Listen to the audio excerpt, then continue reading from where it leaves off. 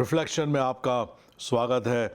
आज की शाम एक बार फिर प्रभु यीशु मसीह के नाम से हम आपके सन्मुख एक नए प्रोग्राम को लेकर के आए हैं, ताकि आप भी प्रभु यीशु मसीह के अंदर मजबूत बने और इन शिक्षाओं के द्वारा प्रभु यीशु मसीह के अंदर परिपक्व बनते चले जाएं।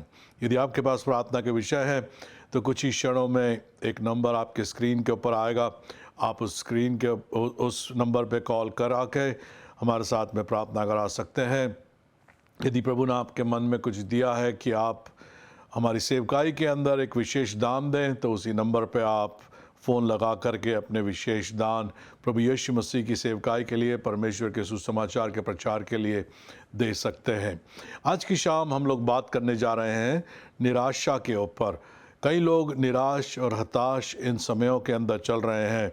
ऐसा माना जाता था कि जैसे जैसे इस संसार में नई नई चीज़ों का आविष्कार होता चला जाएगा, मनुष्य के जीवन में आराम आता जाएगा और मनुष्य उतने ही अधिक खुश और आसान जीवन को जीना शुरू कर देंगे। परंतु उसका विपरीत आज के समय इस संसार के अंदर देखा जा सकता है। आज से 100 साल पहले लोग ज़्यादा खुश हुआ करते थे और आज हमारे पास सब प्रकार की आधुनिक मॉडर्न चीज़ें हैं। आज हम एक जगह से दूसरी जगह जल्दी जा सकते हैं। हमारे पास टेलीफोन्स हैं, टेलीविज़न है, हमारे पास में हर एक प्रकार के आधुनिक दवाइयाँ हैं, घर हमारे हैं आधुनिक तरीके से बने हुए हैं, कईयों के पास एयर कंडीशनिंग है। और उन सब इतने अच्छी चीज़ों के होने के बावजूद आज मनुष्य अधिक से अधिक ज़्यादा संख्याओं में निराश और हताश हो चुके हैं, क्योंकि जैसा बाइबल कहती है अंत के समयों के अंदर पाप बढ़ेगा, दबाव बढ़ेगा, सब प्रकार की परेशानियां बढ़ेगी। उसके साथ भी क्या होता है, जीवन के अंदर निराशाएं, हताशाएं आना शुरू हो जाती है। तो संसार निराश है, संसार के पास कई बातों का उत्तर नहीं है, कई चीज़ों को देखते देखते मनुष्य के जी में जी नहीं है। परंतु हम विश्वासी जो यीशु मसीह के ऊपर विश्वास करते हैं, हम जो परमेश्वर के भरोसे हैं, हम जो परमेश्वर के ऊपर विश्वास करके परमेश्वर को अपना पिता कहते हैं, हमें जैसे इस संसार के अंदर लोग निराश होते हैं, वैसे ही हमें निराश होने की ज़रूरत नहीं है। हमारे पास एक धन्य आशा है। परमेश्वर ने हमें आनंद, परमेश्वर ने हमें सामर्थ दी है कि हमारे हृदय के अंदर हमेशा शांति बनी रहे और परमेश्वर का आनंद हमारा आनंद बन जाए। ऐसा एक उदाहरण दिया जाता है कि ऐसा समय आया जब शैतान ने सोचा कि अब मैं अपनी दुकान को बंद कर दूंगा, और उसने अपनी दुकान को आखिरी बार खोल करके उसने कहा, जितने हथियार मैंने मनुष्य के लिए बनाए हैं उन सब की मैं नीलामी करने जा रहा हूं, उन सब को मैं बेचूंगा। और एक बड़ी भीड़ उस दुकान के सन्मुख खड़ी हो गई। जो शैतान के हथियार थे, जो उसने मनुष्यों के ऊपर इस्तेमाल किए थे, उनको वो खरीदना चाह रहे थे। और वहाँ पे सब प्रकार के हथियार थे, झूठ, फरेब, व्यभिचार, चोरी, हत्या, डकैती, सब प्रकार के हथियार वहाँ पे रखे हुए थे। परंतु एक हथियार थोड़ा अलग रखा हुआ था और वो ऐसा लग रहा था मानो उसे शैतान ने सबसे ज़्यादा इस्तेमाल करा है और उस हथियार की कीमत भी सबसे ज़्यादा थी। और एक व्यक्ति वहाँ पे आया, उसने शैतान से कहा, ये हथियार कौन सा हथियार है और ये इतना महंगा क्यों है? शैतान ने कहा कि ये हथियार मैंने सबसे ज़्यादा मनुष्य के ऊपर इस्तेमाल करा है और सबसे ज़्यादा मनुष्य इसी हथियार के द्वारा घात किया जाता है। इसीलिए इस हथियार को देखने से लगता है मानो ये बहुत इस्तेमाल हो चुका है, और क्योंकि ये हमेशा कार्य करता है, इसकी कीमत भी बहुत अधिक है।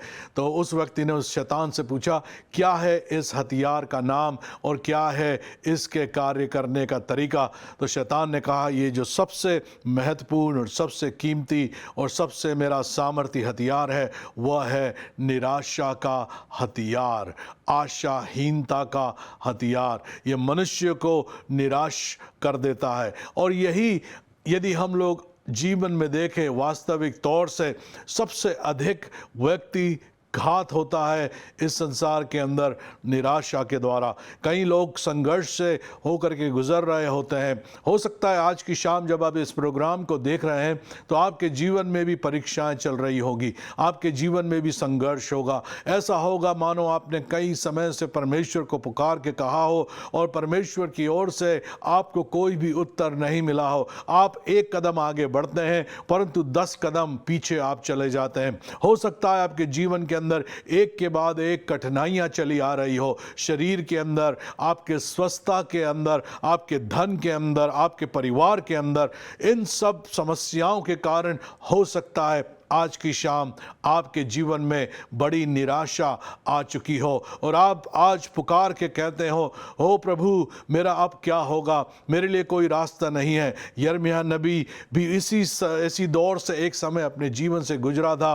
यिर्मयाह उसके 20वें अध्याय के अंदर आप देखेंगे जब उसको झूठ मुकदमा लगा करके जब उसको जेल के अंदर डाल दिया गया तो उसने पुकार करके परमेश्वर से कहा, हे परमेश्वर तू कहाँ पर है, मेरे साथ में ये घटनाएं क्यों घट रही है? यदि तूने मुझे वाकई में इस संसार में भविष्यवक्ता होने के लिए भेजा है तो ये सताव मेरे ऊपर क्यों आ रहा है? और वो इतना निराश हो गया कि वो अपने स्वयं के जन्मदिन को कोसने लगा। उसने कहा श्रापित है वो दिन जिस दिन मैं पैदा हुआ, श्रापित है वो दिन जिस दिन मेरे पिता ने अपने मित्रों को समाचार दिया मेरे पैदा होने के विषय में। तो यिर्मयाह भी एक व्यक्ति जो परमेश्वर की ओर से बुलाया हुआ था, वो भी अपने जीवन में निराशा से होकर के गुजरा। हम लोग देखते हैं एलिया भी उसी निराशा के दौर से अपने जीवन में गुजरा। एक समय तो वो आहाब और जेज़ाबेल के साथ में लड़ाई को लड़ता है और वो उसके झूठे भविष्यवक्ताओं को घात करता है, और दूसरा हम लोग देखते हैं वो अपनी जान को बचा करके उनके सामने से भाग रहा है। जिस परमेश्वर ने उसको सामर्थ दी थी अब उसके ऊपर उसका भरोसा ना रहा और वो डर के मारे उनके सामने से भागता है और निराश हो जाता है, हताश हो जाता है और वो कहता है परमेश्वर मेरे लिए जीना अब संभव नहीं, मुझे उठा ले। ऐसे कई लोग, मसीह लोग भी इसी प्रकार के संघर्ष, इसी प्रकार की तकलीफ़ों से और इसी प्रकार की निराशाओं से गुजरते हैं। आपको इन निराशा के हथियार के द्वारा घात होने की ज़रूरत नहीं है। बाइबल आपको उत्साहित करती है, आप अपने ग्राउंड के ऊपर खड़े हो सकते हैं, अपने स्थान पे खड़े हो सकते हैं और पूर्ण रीति से प्रभु यीशु मसीह के नाम से विजेता को प्राप्त कर सकते हैं। हम लोग देखते हैं बाइबल के अंदर एक बड़ा योद्धा था और आज की शाम उसी को हम लोग शुरू में देखेंगे और उसके बाद हम लोग कुछ और वचनों को देखेंगे ताकि हम सीखें कैसे हम निराशा के ऊपर विजय को प्राप्त कर सकते हैं। एक बड़ा योद्धा, उसका नाम यहोशू था और उसने कई युद्धों के अंदर लड़ाई को लड़ा था। एक ऐसा योद्धा जिसने कभी सीखा ही नहीं था कैसे हथियारों को डाला जाता है। जितनी भी लड़ाइयां उसके सन्मुख आई उन सब के ऊपर उसने विजय को प्राप्त करी। परंतु अब ऐसा होता है, यहोशू एक भविष्यवक्ता जिसका नाम मूसा है, उससे बड़ा वो करीबी संबंध के अंदर है। उसके साथ में एक पिता और पुत्र का संबंध है। वो अपने आत्मिक गुरु के रूप में मूसा को देखता है। जैसे जैसे मूसा का चाल चलन है वैसा ही वैसा यहोशू भी उसके पीछे पीछे चलता है। परंतु एक दिन ऐसा आता है कि मूसा की मृत्यु हो जाती है। अब जब मूसा की मृत्यु होती है तो यहोशू जो एक समय में शूरवीर परमेश्वर की सेनाओं का एक कप्तान था, वो अब निराश हो चुका है। उसके जीवन में हताशा है क्योंकि अब जितनी भी लड़ाइयां उसने पहले लड़ी है उन सब के अंदर मूसा की प्रार्थनाओं का प्रभाव उसने देखा है। मूसा का सपोर्ट, मूसा का उसका इनकरेज करना, मूसा का उसके साथ में प्रार्थना करना, मूसा का विश्वास हमेशा यहोशू के साथ में बना हुआ है।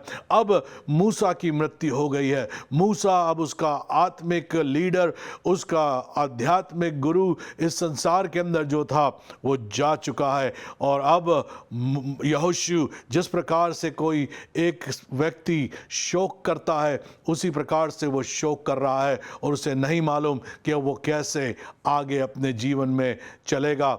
अब इस इज़राइल की प्रजा का क्या होगा, क्योंकि उनका अगुआ मूसा जो परमेश्वर का भविष्यवक्ता है इस संसार से जा चुका है। तो आइए हम लोग देखें यहोशू उसका पहला अध्याय, उसकी पहली आयत से हम लोग पढ़ना शुरू करेंगे।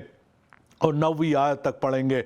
यहाँ पर जब यहोशू निराश हो चुका है, यहाँ पर जब उसके अंदर आशा नहीं है, उसका हृदय टूट चुका है और वो ऐसी जगह पे आ गया है जहाँ पे उसने अपने हथियार डाल दिए हैं। अब मूसा की मृत्यु हो गई है और उसे कुछ समझ में नहीं आ रहा कि मैं कैसे एक कदम भी अब आगे बढ़ूंगा। उस समय परमेश्वर यहोशू को दर्शन देकर इस प्रकार से बात करता है। यहोशू उसका पहला अध्याय उसकी पहली आयत, यहोवा के दास मूसा की मृत्यु के बाद यहोवा ने उसके सेवक यहोशू को जो नून का पुत्र था कहा, मेरा दास, दूसरी आयत, मूसा मर गया है, सो अब तू उठ, कमर बांध और इस सारी प्रजा समेत यरदन पार होकर उस देश को जा जिसे मैं उसको अर्थात इज़राइलियों को देता हूँ। बड़ी गंभीर और अद्भुत आयत दूसरी आयत। यहाँ पे परमेश्वर यहोशू को एक बार फिर याद दिला के कहता है, यहोशू, मूसा मर गया है। दूसरे शब्दों में, मूसा अब वापस नहीं आएगा। मूसा की लाठी और उसकी आवाज़ तुझे अब और सुनाई नहीं देगी। इज़राइल के लोग अब मूसा को फिर नहीं देखेंगे। मूसा मर गया है। कई बार हमको भी इस बात का अनुभव करना चाहिए, इस बात को हमें जानना चाहिए कि जो कल था वो आज नहीं है। प्रतिदिन एक नया दिन है। कल की घटनाएं जो घटी, हमारी सफलताएं असफलताएं, वो जाती रही है। आज एक नया दिन है और यदि आप इस नए दिन के अंदर सांस ले रहे हैं तो परमेश्वर आपके जीवन में अभी भी कार्य करने के लिए तैयार है और परमेश्वर का काम आपके जीवन में ख़त्म नहीं हुआ है। यदि परमेश्वर का काम आपके जीवन में ख़त्म हो जाता तो आपकी सांस भी रुक जाती। परमेश्वर ने यहोशू से कहा, मूसा चला गया है परंतु तू, दूसरे शब्दों में, तू अभी यहां पर है। सो अब तू उठ, अपनी निराशा से उठ, कमर बांध, तैयारी कर, इस सारी प्रजा समेत यरदन पार होकर उस देश को जा जिसे मैं उनको अर्थात इज़राइलियों को देता हूं। तो परमेश्वर ने यहोशू से कहा, मूसा भले ही मर गया हो परंतु अब ये तेरी बारी है, तुझे उठना है और भले ही मूसा चला गया हो, मेरी प्रतिज्ञा जो मैंने इज़राइलियों के साथ में और मूसा के साथ में बांधी थी वो प्रतिज्ञा आज भी वैसे की वैसे ही है। उस वचन के अनुसार, तीसरी आयत, जो मैंने मूसा से कहा था, अर्थात जिस जिस स्थान पर तुम पांव धरोगे वो सब मैं तुम्हें देता हूँ। चौथी आयत, जंगल और उस लबनान से लेकर परात महानद तक और सूर्यास्त की ओर महासमुद्र तक हित्तियों का सारा देश तुम्हारा भाग ठहरेगा। परमेश्वर ने कहा, जैसे मैंने मूसा से कहा है वही प्रतिज्ञा तेरे लिए भी लागू है, वही तेरे लिए भी होगा। जहाँ जहाँ तू पांव धरेगा वो सब तेरा हो जाएगा। पांचवी आयत, तेरे जीवन भर कोई तेरे सामने ठहर ना सकेगा। जैसा मैं मूसा के संग रहा वैसे ही तेरे संग भी रहूंगा और ना तो तुझे धोखा दूंगा और ना तुझको छोड़ूंगा। इसलिए हियाव बांध कर दृढ़ हो जा, क्योंकि जिस देश के देने की शपथ मैंने इन लोगों के पूर्वजों से खाई थी उसका अधिकारी तू इन्हें करेगा। इसलिए हो कि तू हियाव बांधकर और बहुत दृढ़ होकर जो व्यवस्था मेरे दास मूसा ने तुझे दी है उनके अनुसार करने की चौकसी करना, ना तो दाहिने मुड़ना ना बाएं, तब जहाँ जहाँ तू जाएगा वहाँ वहाँ तेरा काम सफल होगा। व्यवस्था की यह पुस्तक तेरे चित्त से कभी ना उतरने पाए, इसी में दिन रात ध्यान दिए रहना, इसलिए कि जो कुछ उसमें लिखा है उसके अनुसार करने की तू चौकसी करे, क्योंकि ऐसा ही करने से तेरे सब काम सफल होंगे और तू प्रभावशाली होगा। क्या मैंने तुझे आज्ञा नहीं दी?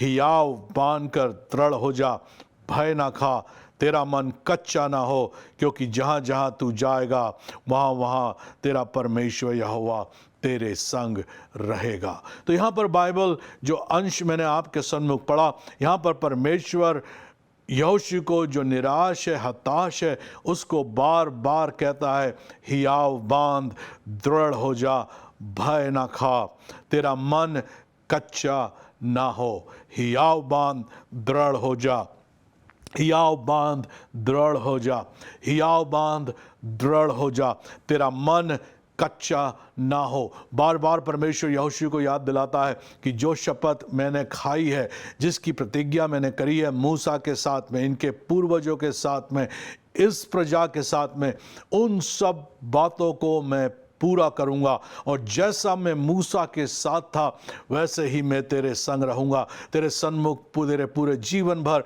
कोई भी व्यक्ति तेरे सामने खड़ा ना हो पाएगा। कई बार क्या होता है, हम मनुष्य के ऊपर इतने निर्भर हो जाते हैं या संसार के अंदर दूसरी चीज़ों पर इतने निर्भर हो जाते हैं कि जब वो हमारे जीवन से चली जाती है तो हमें निराशा आ जाती है। हम सोचते हैं कि अब हम एक कदम भी आगे कैसे चलेंगे। कई बार ऐसा होता है कि लोग इस संसार से चले जाते हैं, समय से पहले चले जाते हैं।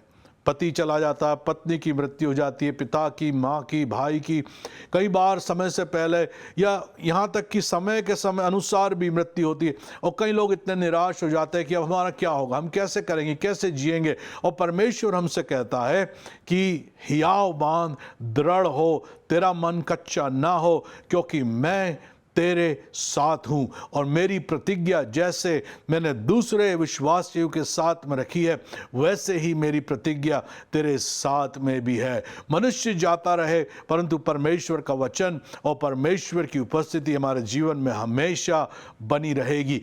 इस बात को जान करके हमें क्या करना है, हियाव को बांधना है। उस निराशा से, उस हताशा से हमको उनके ऊपर विजय को प्राप्त करना है। इस बात को जान करके कि भले ही कुछ भी हो जाए, परमेश्वर हमें धोखा नहीं देगा। परमेश्वर हमारे संग है, परमेश्वर हमारी ओर है। परमेश्वर ने हमसे कहा है, हियाव बांध, तेरा मन कच्चा ना हो, दृढ़ हो जा। एक और बात परमेश्वर ने यहाँ पर यहोशू से कही, उससे कहा कि तू व्यवस्था के ऊपर दिन रात मनन कर, परमेश्वर के वचन के ऊपर, मेरे वचन के ऊपर मनन कर। और इन वचनों के ऊपर जब तू मनन करेगा तो तेरे अंदर हियाव आ जाएगा। तो आइए हम लोग देखते हैं इन्हीं वचनों के ऊपर, परमेश्वर के वचन में से हम लोग देखेंगे कैसे इन निराशा के समयों में यदि आप गुजर रहे हैं तो परमेश्वर का वचन आपसे क्या कहता है।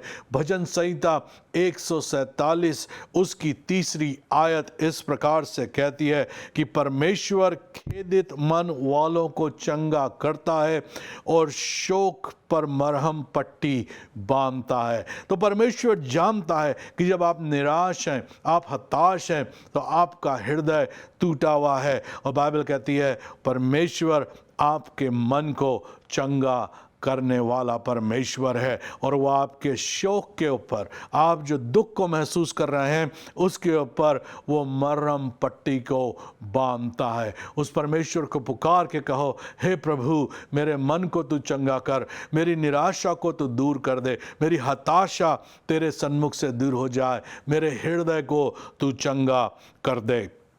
भजन संहिता उसकी 34वां अध्याय 15 से लेकर के 19 तक हम लोग पढ़ेंगे। यहाँ पे लिखा हुआ है 15वीं आयत से, यहोवा की आंखें धर्मियों पर लगी रहती है और उसके कान भी उसकी दुहाई की ओर लगे रहते हैं। परमेश्वर आपकी ओर देख रहा है, परमेश्वर की कान आपकी ओर लगे हुए हैं। और कई बार हम लोग प्रार्थना करते हैं और उन प्रार्थनाओं को उत्तर हमें इसलिए भी नहीं मिलता क्योंकि परमेश्वर की इच्छा नहीं है कि आपके पास कुछ चीज़ें आए, क्योंकि आप उसके भविष्य को नहीं जानते हैं कि यदि आपने कुछ चीज़ों को मांगा और यदि वो रास्ता आपके लिए नहीं खुला तो कई बार हम लोग सोचते हैं कि प्रार्थना का उत्तर वही है जब वो रास्ता खुल जाए। कई बार प्रार्थना का उत्तर वो भी होता है परमेश्वर दरवाज़ा बंद कर दे, क्योंकि ऐसा ना हो कि हम रास्ते पे चले जाएं।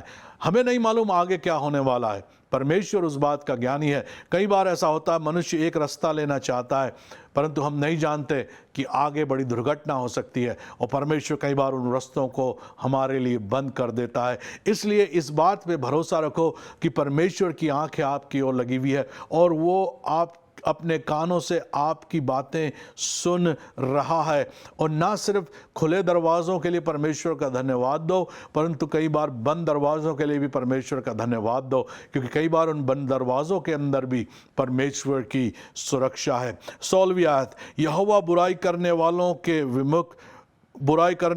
के विमुख रहता है, ताकि उसका स्मरण पृथ्वी पर से मिटा डाले। धर्मी दुहाई देते हैं और यहोवा सुनता है। 17वीं आयत, जब आप यीशु मसीह के द्वारा धर्मी ठहराए गए हैं और आप दुहाई देते हैं तो परमेश्वर सुनता है और उनको सब विपत्तियों से छुड़ाता है। तो इसलिए मैं कह रहा था, कई बार बंद दरवाज़ा भी दुर्घटना और विपत्तियों के लिए ठीक है कि वो बंद ही रहे, क्योंकि हम नहीं जानते कहाँ पे विपत्ति है, परमेश्वर जानता है। 18वीं आयत और 19वीं आयत बहुत जरूरी है इसको समझना। यहोवा टूटे मन वालों के समीप रहता है और पिसे हुओं का उद्धार करता है। धर्मी पर बहुत सी विपत्ति पड़ती तो है, परंतु यहोवा उनको उन सब से मुक्त करता है। तो परमेश्वर, बाइबल कहती है, यदि आप निराश हैं, तकलीफ के अंदर है, आपका हृदय टूटा हुआ है, आप हताश हो गए हैं, तो बाइबल कहती है परमेश्वर आपके बड़े समीप है। आप उसको पुकार करके उसकी उपस्थिति को आप महसूस कर सकते हैं। पिसे हुओं का परमेश्वर उद्धारक है, वो उद्धार करने वाला है। और परमेश्वर आपको सारी विपत्तियों से, भले ही आज आपको दिख नहीं रहा हो, परंतु ऐसा दिन आएगा परमेश्वर आपको सारी विपत्तियों से मुक्त कर देगा। यशाया 41 उसकी 10वीं आयत में लिखा हुआ है, मत डर क्योंकि मैं तेरे संग हूँ। परमेश्वर ने यहोशू से कहा, मूसा भले ही चला गया हो, परंतु मैं तेरे संग हूँ, मैं तुझे कभी नहीं छोड़ूंगा, मैं तुझे कभी धोखा नहीं दूंगा। मत डर क्योंकि मैं तेरे संग हूँ, इधर उधर मत ताक क्योंकि मैं तेरा परमेश्वर हूँ। मैं तुझे दृढ़ करूँगा और तेरी सहायता करूँगा, अपने धर्म दाहिने हाथ से मैं तुझे संभाले रहूँगा। कितनी अद्भुत बात है। परमेश्वर कह रहा है, मत डर, मैं तेरे संग हूँ। इधर उधर मत देख अपने छुटकारे के लिए, इधर उधर देख करके निराश मत हो सकता है मनुष्य आपकी मदद नहीं कर रहे हो अभी आज की शाम, हो सकता है अपने परिवार के लोगों को उनसे गुजारिश करी हो और उनकी ओर से कोई मदद नहीं आ रही है। बाइबल कह रही है, इधर उधर मत ताक क्योंकि मैं तेरा परमेश्वर हूँ, मैं तेरी सहायता करूँगा और अपने धर्म दाने हाथ से मैं तुझे संभाले रहूँगा। कितना अद्भुत परमेश्वर का वचन और उसकी प्रतिज्ञा हमारे लिए है। भजन संहिता उसका 52वीं आयत में लिखा हुआ है, अपना बोझ यहोवा पर डाल दे, वह तुझे संभालेगा, वो धर्मी को कभी टलने ना देगा। यदि आप निराश हैं, हताश हैं, और जिन कारणों से आप निराश और हताश हैं, वो आज आप क्या करें, वो सारे कारणों को परमेश्वर को दे दें, अपना सारा बोझ यहोवा पर डाल दें। बाइबल कहती है, पतरस के अंदर लिखा हुआ है, सारा बोझ यीशु के ऊपर डाल दो क्योंकि उसको तुम्हारी चिंता है। परमेश्वर को तुम्हारी चिंता। यीशु मसीह ने कहा, हे सब बोझ से दबे और थके लोगों, मेरे पास आओ, मैं तुम्हें विश्राम दूंगा। अपना सारा बोझ किस पे डाल दो? परमेश्वर के ऊपर डाल दो, वह तुम्हें संभालेगा। यदि आप खुद ही अपने ऊपर उस बोझ को लेकर चलेंगे तो निराशा ही हाथ में लगेगी, क्योंकि आप उस बोझ को उठा नहीं सकते और आपका बैलेंस बिगड़ जाएगा। इसलिए परमेश्वर का वचन कहता है, परमेश्वर के ऊपर अपने बोझ को डाल और वह तुझे संभालेगा और वह तुझे कभी टलने ना देगा। आप स्थिर रहेंगे अपने जीवन के ऊपर। ये प्रतिज्ञा परमेश्वर की ओर से है। परमेश्वर ने यहोशू से कहा, सारे दिन तेरे जीवन के अंदर कोई भी तेरे सामने खड़ा नहीं रह पाएगा। जैसा मैं मूसा के साथ था वैसे ही तेरे साथ हूँ। मेरे वचन के ऊपर ध्यान दे। इन्हीं वचनों को जो मैंने आपसे पढ़ा है, भजन 34, भजन 147, यशाया 41, भजन संहिता 55, इन वचनों के ऊपर ध्यान दो, जहाँ पे परमेश्वर आपकी निराशा के लिए बात कर रहा है कि निराश मत हो, हताश मत हो, मैं तेरे साथ हूँ, मेरी प्रतिज्ञा तेरे साथ में है, मैं तुझे संभालूंगा, मैं तुझे तेरी मदद करूँगा, मैं तेरी ओर हूँ, मैं तुझे कभी धोखा नहीं दूंगा। यशाया उसका 40वां अध्याय 28 से लेकर के 31 तक यह लिखा हुआ है, क्या तुम नहीं जानते, क्या तुमने नहीं सुना? यहोवा जो सनातन परमेश्वर और पृथ्वी भर का सृजनहार है, वो न थकता न श्रमित होता और उसकी बुद्धि अगम है। वो थके हुए को बल देता है और शक्तिहीन को बहुत सामर्थ देता है। आज मैं प्रार्थना करता हूँ यीशु के नाम से इस वचन के अनुसार, यदि आप निराश हैं तो उसकी सामर्थ को आप प्राप्त करें। यदि आप शक्तिहीन हैं तो परमेश्वर की शक्ति आपके अंदर प्रवेश करे। परमेश्वर की शांति, परमेश्वर का उत्साह, परमेश्वर का हियाव आपके अंदर आ जाए। तीसरी बात में लिखा हुआ है, तरुण तो थकते और श्रमित हो जाते हैं। जवान लोग तो थकते और श्रमित हो जाते हैं और जवान ठोकर खाकर गिरते हैं, परंतु जो यहोवा की बाट जोते हैं वे नया बल प्राप्त करते जाएंगे। वे उकाब की नाई उड़ेंगे, वे दौड़ेंगे और श्रमित ना होंगे, चलेंगे और थकित ना होंगे। बाइबल में लिखा हुआ है, पर जो यहोवा की बाट जोते हैं, जो उसके साथ समय व्यतीत करते हैं, उसके वचनों के ऊपर उसके साथ प्रार्थना में समय व्यतीत करते हैं, उसकी स्तुति करते हैं, आराधना करते हैं, परमेश्वर की बाट जोते हैं, परमेश्वर के ऊपर भरोसा रखते हैं, वो क्या करेंगे? नया बल प्राप्त करेंगे। वे उकाब की नाई उड़ेंगे, वे दौड़ेंगे और श्रमित ना होंगे, चलेंगे और थकित ना होंगे। परमेश्वर की सामर्थ, परमेश्वर की शक्ति, परमेश्वर की रिफ्रेशिंग, परमेश्वर की रिवाइवल, परमेश्वर की ओर से बेदारी आपकी आत्मा में, आपके प्राण में, आपके शरीर के अंदर आ रही है। मैं आपसे निवेदन करता हूँ, इन वचनों के अनुसार परमेश्वर आपके साथ में है, परमेश्वर आपकी ओर है, परमेश्वर आपकी सहायता कर रहा है। इसलिए निराश ना हो, आप अपने मन में कच्चे ना हो, परमेश्वर के हियाव के अंदर बढ़ें, निराशाओं से ऊपर उठें, परमेश्वर के आनंद को और परमेश्वर की शांति को लें और इस बात को स्मरण करें, परमेश्वर आपकी ओर है, परमेश्वर आपका सहायक है। यदि यीशु मसीह आपका उद्धार करता नहीं है तो वाकई में आपके जीवन में निराशा है और कोई उत्तर नहीं, परंतु आज की शाम आप उसको बदल सकते हैं। ना सिर्फ यीशु मसीह आपको आशा देगा, परंतु यीशु मसीह आपके पापों का उद्धार भी आपके पापों से आपका उद्धार करेगा। यदि आप यीशु मसीह को अपना उद्धारकर्ता स्वीकार करना चाहते हैं तो मेरे पीछे ये प्रार्थना करें, हे प्रभु यीशु, मैं तुझे अपना उद्धारकर्ता स्वीकार करता हूँ। मैं विश्वास करता हूँ कि तूने क्रूस पर अपनी जान दी और तीसरे दिन मुर्दों में से जी उठा। धन्यवाद हो प्रभु, तू मेरा प्रभु है और यह मेरा अंगीकार है। मुझे अपने पवित्र आत्मा से भर दे, यीशु के नाम से, आमीन। यदि आपने प्रार्थना विश्वास से करी है और यीशु मसीह को आपने अपना प्रभु माना है तो यीशु आपका प्रभु है, आपका उद्धार हो चुका है। हमारे साथ जुड़े रहें, बने रहें, प्रभु यीशु मसीह के वचन के द्वारा उत्साहित होते रहें और हियाव को बांधे रहें। आपके जीवन में निराशाएं चली जाए।